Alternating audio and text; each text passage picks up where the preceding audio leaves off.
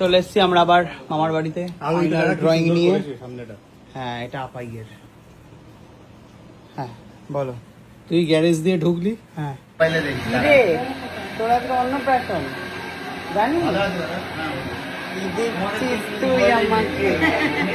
অবশেষে আমরা পটিটা নিয়ে নিয়েছি, দাগ লাগা পটিটা নিয়ে নিই। আমরা ভেবেছিলাম দাগ লাগাটা একটু বড় সড়ো আছে, ওটা নেব, কিন্তু ওরা বলছে মুছে দেবে, কেমন সেই পুরোনো টাইপের একটা ব্যাপার বলে আর ওটা নিলাম না। আর দাদা ভাইয়ের থেকে পান্ডাটাও নিলাম না, মুখটা এমন করে বেচারা দাঁড়িয়েছিল, অসহায় লাগছিল বড় দাদা ভাইকে দেখে, ওই জন্য আর নিতে পারলাম না আমি। দেখলে দাদা ভাই কত ভালো? বাহ, কি বললে? একটা রোববার আমি বেঁচে গেলাম, এর জন্য অসংখ্য ধন্যবাদ। রে তোরা তো অন্নপ্রাশন জানিস? তুই আমাকে কি কি কি কি কি এটা হচ্ছে বাবা। হ্যালো বলে দাও। হ্যালো।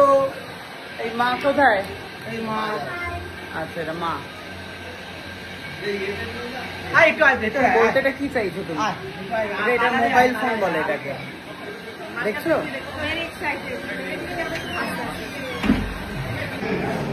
নেমন্তন্ন বাড়িতে এসে গিফটটা দিয়ে বাচ্চা কোলে নিয়েই দাদাভাই ওপরে চলে আসে। আমাকে তো নেমন্তন্ন তো আমার ছিল না, জোর করে এসেছি। এরকম পোশাকে আমি বিয়ে বাড়ি যাচ্ছি। দেখা দেখা পুরোটা দেখা, খুব সুন্দর দেখতে লাগছে।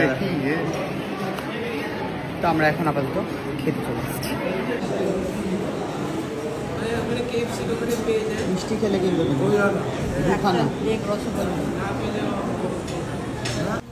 চলে এসছি আমরা আবার মামার বাড়িতে ড্রয়িং নিয়ে।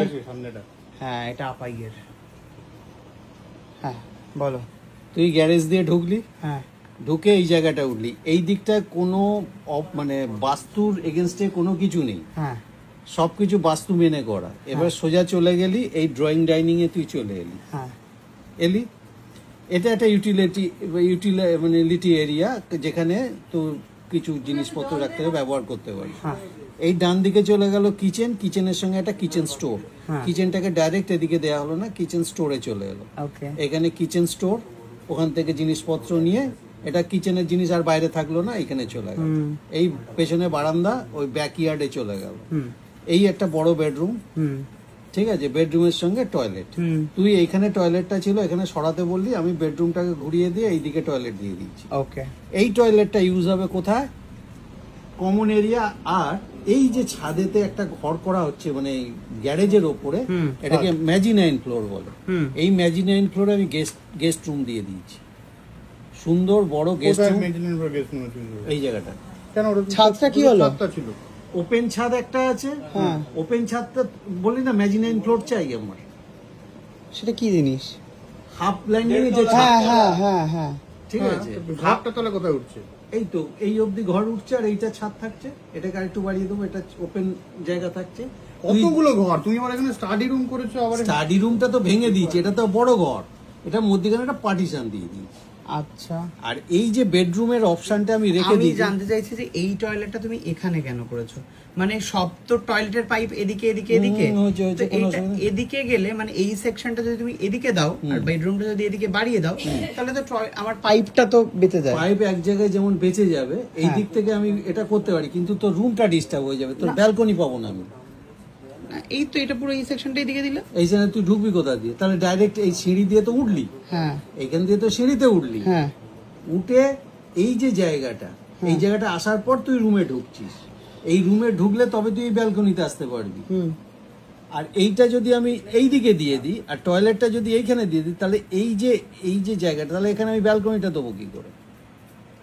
ব্যালকনিটা, আচ্ছা ব্যালকনিটা লাগবে না, ফ্রন্টে ব্যালকনি লাগবে না, ওর ডিসেন্সি তো আলাদা। রাস্তার দিকে ব্যালকনি থাকবে না। এটা তো এইটা ছাদটাই তো থাকছে আমাদের। ছাদটা তো ডাউন ছাদ।